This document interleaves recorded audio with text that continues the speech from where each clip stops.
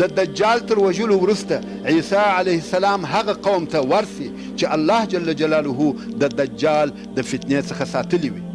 د هغو مسلمانانو پر مخانو د رحمت او شفقت پر قسم لاس تیروي او د دوی هغه درجې ورته بیانوي کومې چې دوی ته په جنت کې ورکول کیږي. دوی پر دغه حال وي چې الله جل جلاله عیسی علیه السلام ته وحی نازل کړي او ورته فرمایي یا عیسی ما خپل داسې مخلوق او بندگان راویستل چې هیڅوک د هغو سره د جنگ کولو قدرت او طاقت نه لري او زما مسلمان بندگان د ساتنې دپاره د تور غره ته بوزه. په دغه وخت کې به الله جل جلاله یاجوج او ماجوج راوباسي او دوی به دونه ډیر وي لکه الله جل جلاله چې د سورة الانبیاء په 96 نمبر آیات کې فرمایي من کل حدب ینسلون، یعنی له هرې لوړې به راکښته کیږي رابهیږي. تاسې ولیدل چې د دجال په وخت کې عیسی علیه السلام راکښته سو، خو د عیسی علیه السلام په وخت کې درېیمه فتنه چې د یاجوج او ماجوج فتنه ده شروع سوه. پرله پسې او یوه په بله پسې فتنې او امتحانونه دي.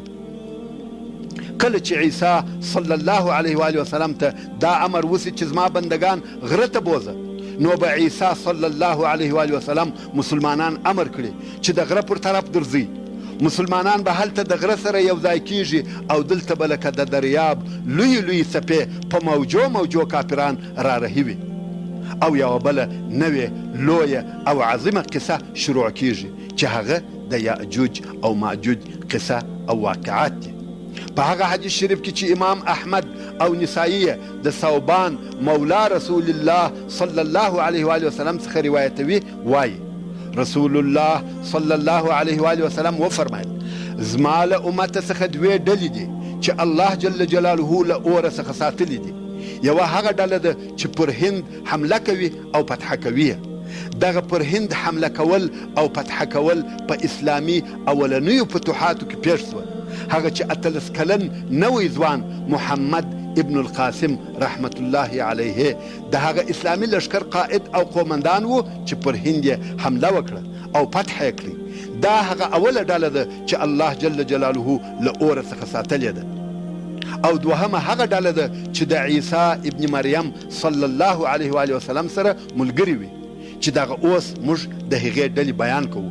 نو د دغې ډلې په باره کې چې د عیسی صلی الله علیه و وسلم سره ملګري دي رسول الله صلی الله علیه و وسلم دا خبر را کړی دی چې دوی الله جل جلاله د جهنم له اوره ساتلی دي چې دا په خپله د جنت زیری دی. بیا نو یاجوج او ماجوج راوځي. د یاجوج او ماجوج حالات الله جل جلاله د خپل کلام قرآن مجید په سورة الکهف کې د صالح او مومن پاچا ذوالقرنین په قصه کې بیانوي. هغه ذوالقرنین چې ټوله مځکه یې فتح کړه او د ټولې مځکې حاکم وګرځېدی. او دغه د ذوالقرنین قصه هغه وخت نازله سوه چې د مکې مکرمې مشرکانو د یهودو په لارښوونه د رسول الله صلی الله علیه و وسلم څخه د ذوالقرنین په باره کې پوښتنه وکړه او الله جل جلاله د هغو په جواب کې دغه د سورة الکهف آیاتونه نازل کړه. قصه خو اوږده ده او په هغه قصه کې د ذوالقرنین 3 مختلف سفرونه ذکر شوي دي چې یو سفر یې د مغرب طرف ته و او دوهم سفر یې د مشرق طرف ته وکړي. خو درېیم سفر یې دغه دی چې د یاجوج او ماجوج حالات پکښې بیانیږي او مفسرین و دغه سفر ته د شمال سفر وایي. کله چې په دغه درېیم سفر کې د هغې منطقې خلقو چې ذوالقرنین ورغلی و د ذوالقرنین شان او شوکت عظمت او قدرت ولیدی او په عین حال کې هغو خلقو په خپل ژوند کې یو لوی مشکل او تکلیف هم درلودی. نو یې د هغه خپل مشکل شکایت و ذوالقرنین ته وکړي چې هغه مشکل او تکلیف یې د یاجوج او ماجوج څخه و.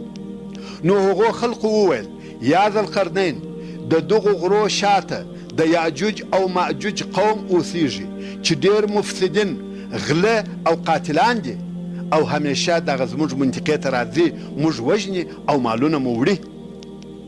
څرنګه چې یاجوج او ماجوج د دغه قوم منطقې ته د ورتللو بله لار نه درلودل بې له یوې درې څخه چې د دغو غرو په منځ کې تېرېدل. نو قوم وویل یا ذوالقرنین موږ به تا ته د دې دپاره ټکس یا څه معین مال درکوو چې ته زموږ او د دوی په منځ کې دغه دره بنده کې، یا په بل عبارت یو بند جوړ کې. ذوالقرنین وویل زه مو مال ته ضرورت نه لرم، مال زما سره ډیر دی، خو فقط په کار کولو کې زما مرسته او کومک وکړي. نو د درې د بندولو په کار شروع وسوه. اول یې د اوسپنې لویې تختې راوړې او هغه یې په داسې ډول ودرولې لکه د سمیټو دپاره چې د لرګو د تختو څخه غالب جوړوي.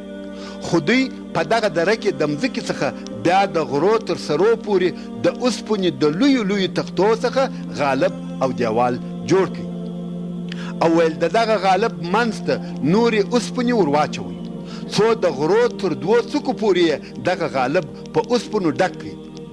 بیا یې پر دغه غالب یا دیواله دونه لرګي او سکاره واچول چې دیوال یې پکښې پټ کړي. بیا یې دغه لرګو ته اور ور واچاوه. نو دغه د اوسپنې پر غالب یا دیواله دونه زورور اور بل سو چې هغه اوسپنه ټوله داسې سره سوه لکه اور او تقریبا لکه ویلې چې سي. نو هغه اوسپنې یوه له بلې سره وموښتې لکه ټوله چې یوه ټوټه سوه. کله چې دغه اوسپنه یخه سوه نو د اوسپنې دیوال جوړ سو. ویل اوس نو ویلې سوي مس او ژړ پر دغه دیواله توی کړي. نو کم غارونه یا چاکونه چې په دغه دیواله کې موجود وه هغه هم ټوله بند سوه.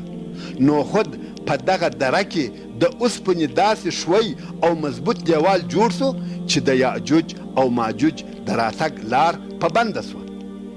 خو دغه دیوال د ابد دپاره صحیح او سالم نه پاته کیږي، بلکې قیامت ته نږدې نړول کیږي او په نتیجه کې هغه مفسد او خرابونکی قوم چې یاجوج او ماجوج ورته ویل کیږي ځینې راوځي. دا په مختصر ډول د ذوالقرنین یاجوج او ماجوج قصه وه. خو اوس هغه آیاتونه چې په دغه باره کې نازل سوي دي او د هغو مختصره ترجمه ولولئ یا واورئ. الله جل جلاله د ذوالقرنین د 3 سفر په باره کې د سورة الکهف په 93 نمبر آیات کې فرمایي: حتی اذا بلغ بین السدین وجد من دونهما قوما لا يكادون يفقهون قولا. یعنی ذوالقرنین تر هغه اولو 2 سفرو وروسته نور هم په سفر رهي و تر څو د 2 لوړو غرو منځ ته ورسېدی. هلته یې تر دغو غرو د وړاندې داسې قوم ولیدی چې دغه قوم د ذوالقرنین په خبرو په ژبه نه پوهېدی. ځینې علمای کرام وایي دغو خلقو په عجبه او نادره ژبه خبرې کولې چې څوک نه په پوهېدل. نو ذوالقرنین و ترجمان ته اړ سو چې دغه د دوی خبرې ورته ترجمه کړي. خو ترجمان یې نه کوي پیدا، مګر په وروسته کې داسې څوک پیدا سو چې د قوم په ژبه پوهېدی، خو د ترجمان په ژبه بیا څوک نه پوهېدل. بیا یې بل ترجمان پیدا کړي چې د اول ترجمان ژبه یې زده وه، مګر د دوهم ترجمان په ژبه هم ذوالقرنین او نور نه پوهېدل. د هغه دپاره بل ترجمان پیدا کړي. ترجمان پر ترجمان څو دغه د ترجمانانو سلسله و 10 نفرو ته ورسېدل او آخر ذوالقرنین په پوه سو چې دوی څه وایي. نو د الله جل جلاله دغه قول چې فرمایي لا یکادون یفقهون قولا، مقصد دا دی چې د دغه قوم یوه عجبه ژبه وه چې څوک نه په پوهېدل. نو هغه قوم د دغو ترجمانانو په واسطه وویل: قالو یا ذا القرنین ان یأجوج و مأجوج مفسدون فی الارض. ترجمانانو وویل یا ذا القرنین بېشکه چې یأجوج او مأجوج په مځکه کې فساد کوونکي دي. یأجوج او مأجوج مفسدین، مجرمین او کافرین دي. هر وخت چې له خپلې منطقې څخه دې خواته راسي په مځکه کې فساد جوړ کړي، قتلونه کوي، د خلکو مالونه اخلي، خلق ډېر په عذاب کې. او دغه یاجوج او ماجوج بله لار نه لري چې دې خواته راسي بې له دغه د 2 غرو له منځه چې یوه دره ده. نو دغه قوم دا فکر وکړي که دغه د 2 غرو منځ بند کړل سي بیا نو یاجوج او ماجوج بله لار نه لري چې زموږ طرف ته راسي. نو خود دغه قوم وویل: فهل نجعل لك خرجا على ان تجعل بيننا وبينهم سدا. آیا ته حکم کوې چې موږ تا ته یو ټکس او محصول د دې دپاره مقرره کړو چې ته زموږ او د دوی په منځ کې یو دیوال او بند جوړ کړې؟ قال ما مكني فيه ربي خير فأعينوني بقوة أجعل بينكم وبينهم ردما. یعنی ذوالقرنین وویل هغه چې زما رب په هغه کې ماته قدرت راکړی دی هغه دغه ستاسې تر ټکس او محصول ډېر ښه دی، فقط تاسې په کار کې زما کومک وکړئ چې زه ستاسې او د دوی په منځ کې یو مضبوط او محکمه دیوال جوړ کړم.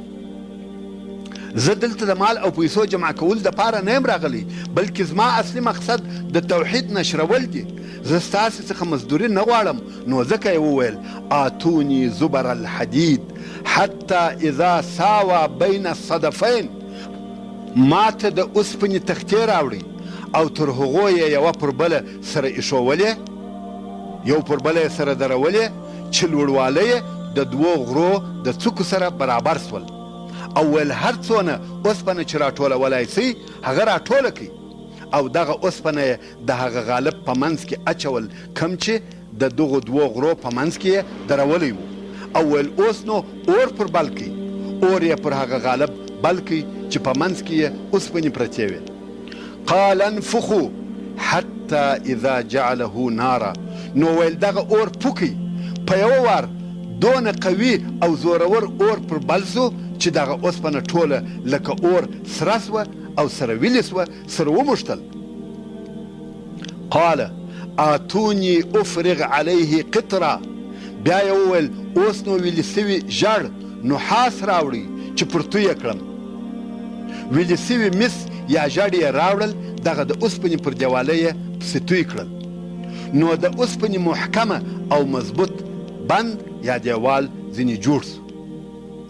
فما استطاعوا ان يظهروه وما استطاعوا له نقبا، بیا نو یاجوج او ماجوج نسوای کولای چې تر دغه دیواله د لوړوالي په سبب راواوړي، او نه یې سوای کولای چې دغه دیوال د سختوالي او مضبوطوالي په سبب سوری کړي. الله جل جلاله دغه اوس یاجوج او ماجوج ته دا قدرت نه دی ورکړی چې یا دې دغه دیوال سوری کړي یا دې یې ونړوي، مګر یاجوج او ماجوج تل دا کوشش کوي او کاوه چې په دغه دیواله کې سوری موري پکښې جوړ کړي. دغه د اوسپنې دیوال به یې ټکاوه. په احادیثو کې راغلی دي چې یاجوج او ماجوج په دغه دیواله اخته دي، څه لیکي کښې وښې پکښې جوړې کړي، خو سبا چې راسي د الله جل جلاله په قدرت هغه دیوال بیرته داسې جوړ وي لکه اول چې و. بیا نو د دیواله تر جوړولو وروسته ذوالقرنین وویل قال هذا رحمة من ربي، دا چې الله جل جلاله موږ ته دا قدرت راکړي چې دغه دیوال جوړ کړو، او دا چې دغه دیوال د دغې منطقې خلق د هغه فاجرانو مفسدونو او کافرانو څخه ساتي، دا د الله جل جلاله رحمت دی. مګر دغه ساتنه د تل دپاره نه پاته کیږي، بلکې داسې یوه ورځ به راسي چې دغه بند به ونړېږي، یاجوج او ماجوج به راووځي، او دا به هم په آخره زمانه کې وي. فاذا جاء وعد ربي جعله دكا وكان وعد ربي حقا، کله چې زما د رب وعده په راوتلو د دغو مخلوقاتو راغله، نو به یاجوج او ماجوج دغه بند یا دیوال ونړوي، هوار او د مځکې سره به یې برابر کړي، او زما د رب وعده حق، رښتیا او ثابته ده. نو کله چې دغه بند ونړېږي څه به پیښه سي؟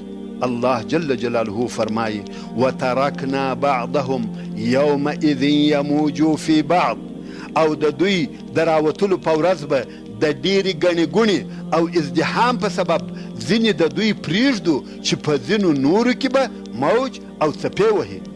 نو د یاجوج او ماجوج دغه لوی لوی موجونه به راسي، خلق به وژني او مځکه به نیسي. نو کله چې دغه حالات پیښ سي، بیا نو قیامت واقع کیږي، یعنی قیامت را نږدې سو. ونفخ فی الصور فجمعناهم جمعا، چې دا د سورة الکهف 99 نمبر آیات و. بیا به نو د سور په شپېلۍ کې پکړل سي، او بیا به موږ ټول مخلوقات د جزا او بدلې ورکولو دپاره سره یو ځای او جمع کړو.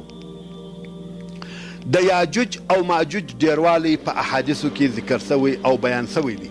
په هغه حدیث شریف کې چې امام بخاري او امام مسلم یې د ابو سعید الخدري رضی الله تعالی عنه څخه روایتوي وایي رسول الله صلی الله علیه و آله وسلم وفرمایل د قیامت په ورځ به الله جل جلاله وفرمایي یا آدم علیه السلام به ووایي لبیک وسعدیک والخیر فی یدیک الله جل جلاله به وفرمایي ستا د اولادې څخه د اور ډله راوباسه آدم علیه السلام به ووایي د اور ډله څوک او څونه دي د الله سبحانه وتعالی له طرفه به وویل سي له هرو زرو نفرو څخه 999 نفر د آدم علیه السلام له اولادې څخه یو نفر جنت ته ځي او 999 نفره به اور ته ځي رسول الله صلی الله علیه و آله وسلم فرمایي په دغه وخت او د دغې ترخې خبرې په اورېدلو سره کوچنی له ډېره غمه سپینږیری کیږي او هره حامله ښځه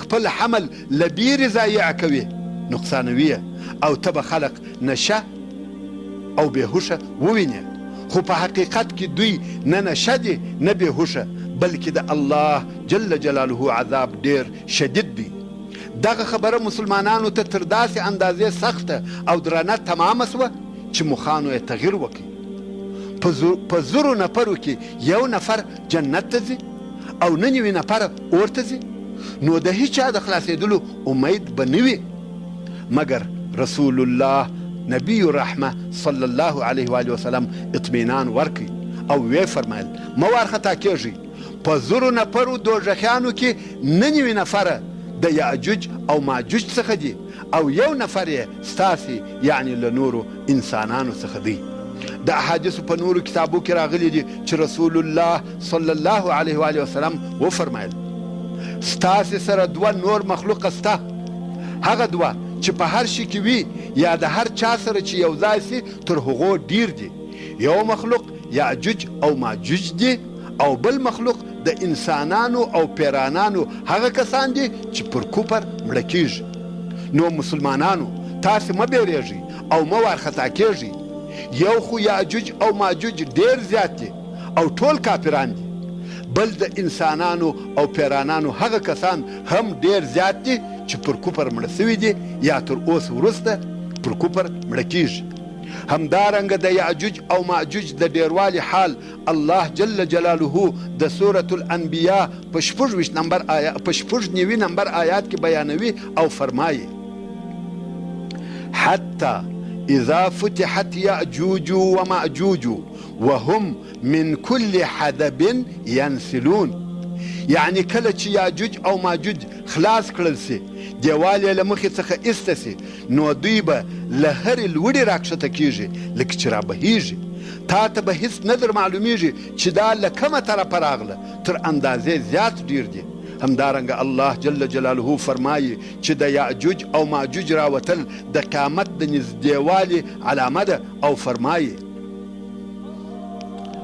واقترب الوعد الحق فإذا هي شاخصة أبصار الذين كفروا يا ويلنا قد كنا في غفلة من هذا بل كنا ظالمين چې دا د سورة الانبیاء 9 نمبر آیات وو یعنی او نږدې سوه حق وعده قیامت چې ناڅاپه به د هغو کسانو سترګې چې کافران سوي وه رډې او شخې پاته وي او دوی به وایي ای زموږ هلاکه راسه په تحقیق موږ له دغې ورځې څخه د قیامت په غفلت کې وو بلکې موږ پر خپلو ځانو د دغه قیامت په نه منلو سره ظالمان وو د یاجوج او ماجوج راتګ د قیامت د نږدېوالي ډېره لویه او مهمه علامه ده دا دې هم درته معلومه وي چې دغه د اوسپنې په دیواله کې د یاجوج او ماجوج له طرفه کیندل یا غارول د رسول الله صلی الله علیه و آله وسلم له زمانې څخه شروع سوي دي په هغه حدیث شریف کې چې امام بخاري د ام المؤمنین زینب بنت جحش رضی الله تعالی عنها څخه روایتوي وایي رسول الله صلی الله علیه و آله وسلم د دې کور ته وارخطا ورغلی او ویل یې په بل روایت کې راغلی دي چې رسول الله صلی الله علیه و آله وسلم بیده او له خوبه پریشانه راویښ سو او ویل یې لا اله الا الله عربو لره دي له هغه شره څخه ویل وي چې رانږدې سو. نن د یاجوج او ماجوج له بند یا دیواله څخه په دغه اندازه خلاص سو، یعنی سوری سو، او بیا یې خپله بټه ګوته او هغې ته نږدې ګوته سره حلقه کړې. نو ویل په دغه اندازه یاجوج او ماجوج دیوال سری کړی دی. زینب رضی الله تعالی عنها وایي نو ما ورته وویل یا رسول الله آیا موږ هلاکیږو او په موږ کې صالحه خلق هم شته؟ یعنی دا کېدلی سي چې صالحین او ښه خلق دې موجود وي او الهي آفت دې راسي؟ رسول الله صلی الله علیه و آله وسلم وفرمایل هو، کله چې فساد ډیر سي خلق هلاکیږي که څه هم په دوی کې صالحین موجود وي، خو د قیامت په ورځ هر څوک د خپل نیت او خپل عمل سره راپورته کیږي. نو دغه سری له هغه وخته شروع سوی دی. شاید هغه دیوال نړېدلی هم وي، خو یاجوج او ماجوج په راوتلو شروع نه ده کړې. یاجوج او ماجوج څوک دي؟ علماء کرام په دې کې اختلاف لري چې دغه د یاجوج او ماجوج قوم څوک دي. آیا دوی بشر دي؟ پر مځکه ژوند کوي؟ تر مځکه لاندې دي؟ که په یوه بل داسې ځای کې دي چې موږ ته نه دی معلوم؟ د یاجوج او ماجوج په باره کې روایتونه ډیر او مختلف دي او د دوی په باره کې عجیب او غریب قولونه سته، خو د هیچا سره صحیح دلیل وجود نه لري. نه صحیح دلیل سته او نه په یقین سره دا معلومه ده چې دوی څوک دي. مګر ښاغلی ډاکټر طارق سویدان حفظه الله چې د کویټ د علماو څخه دی او اوس هم ځوان او ژوندی دی وایي څرنګه چې ما د هغو احادیثو چې د یاجوج او ماجوج حالات او د دوی علامې بیانوي ډیره مطالعه او تتبع کړې ده، زما په خیال داسې معلومیږي بیا هم والله اعلم چې دوی به چینایان او د هغې منطقې خلق وي.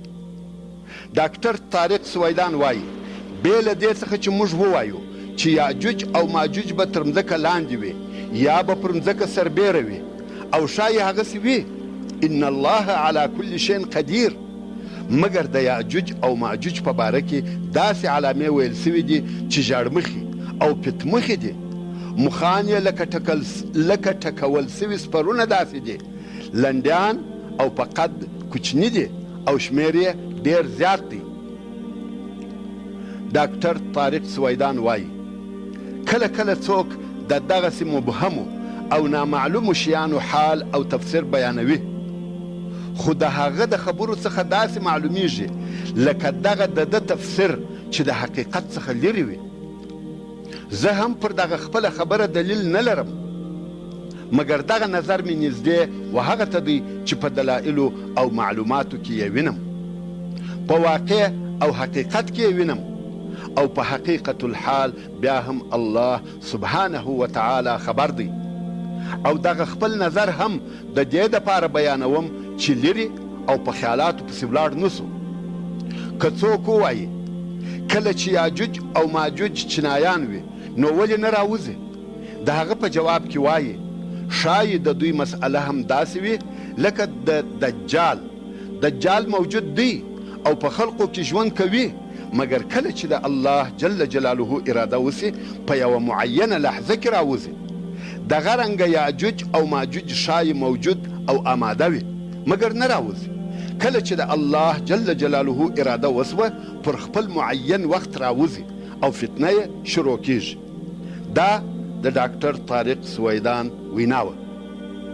زه لیکونکی هم د یاجوج او ماجوج په باره کې دغه یوه خبره زیاتوم چې ما هم د خپل پلار او استاذ مولانا محمد انور رحمت الله تعالی علیه څخه تر دغه لیکنې تقریبا 45 کاله د مخه دغه خبره اوریدل چې ویل به زما په خیال یاجوج او ماجوج به چینایان وي.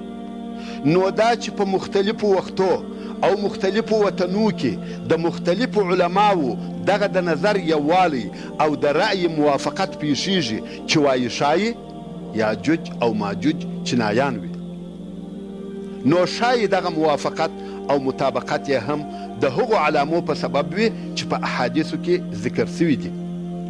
څرنګه چې هغه علامې پر چینایانو تطبیقیږي یا د دوی د حال سره برابریږي، نو علمای کرام دا خیال او ګمان کوي چې دوی به یاجوج او ماجوج وي. بیا هم والله اعلم، ځکه د دغې وینا د اثبات دپاره هیڅوک قطعي دلیل نه لري، بلکې ټوله د ظن او ګمان خبرې دي. مخکې د هغه اوږده حدیث شریف چې امام مسلم د نواس ابن سمعان رضی الله تعالی عنه څخه روایت کړی دی، څو حصې په جلا جلا ډول سره بیان کړل سوې، او بیا هغه حصه بیان سوه چې د دجال او عیسی علیه السلام آخري حالات پکښې ذکر سوي وه، او بیا د عیسی علیه السلام له طرفه دجال ووژل سو، او بیا عیسی علیه السلام د هغو کسانو پر مخانو لاسونه ورتېرول او په جنت کې د هغو درجې ورته بیانولې چې د دجال په فتنه کې پر خپل ایمان ثابته پاتې سوي وه.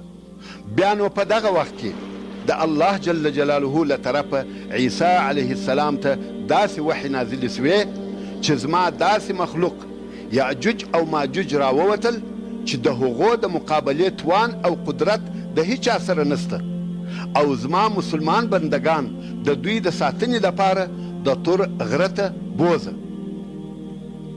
اوس د هغه حدیث شریف هغه حصه بیانیږي چې د یاجوج او ماجوج ډیروالی او ځینې نور حالات پکښې ذکر سوي دي. رسول الله صلی الله علیه و آله وسلم فرمایي الله جل جلاله به یاجوج او ماجوج راوباسي، او دوی به دونه ډیر وي چې له هرې لوړې څخه به راکښته کیږي، پر مځکه مسلطه کیږي تر څو چې شام ته ورسیږي. رسول الله صلی الله علیه و آله وسلم د دوی د ډیروالي په باره کې فرمایي د دوی اول کسان به د طبریه پر بحیره چې په اردن کې ده ورسي، د هغې بحیرې ټولې اوبه به وچشي، او د دوی آخري کسان چې هلته ورورسیږي د بحیرې اوبه خو به خلاصې سوي وي، مګر مځکه به یې لنده پاته وي. نو دغه آخري کسان به وایي یو وخت دلته اوبه وې. دا څونه ډیروالی دی، دا څونه انسانان دي چې پوره دریاب اوبه چښي او د دریاب اوبه وچوي، او بیا به رهیسي څو و جبل خمر ته ورسیږي. جبل خمر په بیت المقدس کې یو غر دی. په دغه وخت کې چې یاجوج او ماجوج پر ټوله مځکه مسلط او کامیابه دي، نور به هم جرأت او بېحیایي وکړي او وبوایي د مځکې خلق خو مو ووژل، اوس راسئ چې هغه څوک ووژنو چې په آسمان کې دي.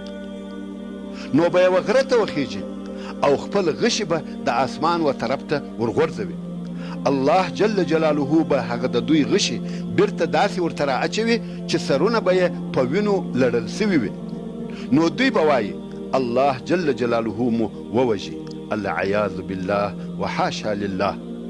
دلته به نو هغه ضعیف الایمان خلق چې تر اوسه ایمان پټ ساتلی و مګر ایمان یې ضعیفه و، هغه به هم کفر ته ور واوړي. دا هم یو امتحان دی چې خلقو ته پیښیږي. په دغه وخت کې به نبی الله عیسی صلی الله علیه و آله وسلم د خپلو ملګرو سره په هغه غره کې چې دوی اوسیږي بند او محاصره وي. د عیسی علیه السلام او د ده د ملګرو خواړه او د خوړلو شیان به لږ سي او لوږه به ورته پیښه سي.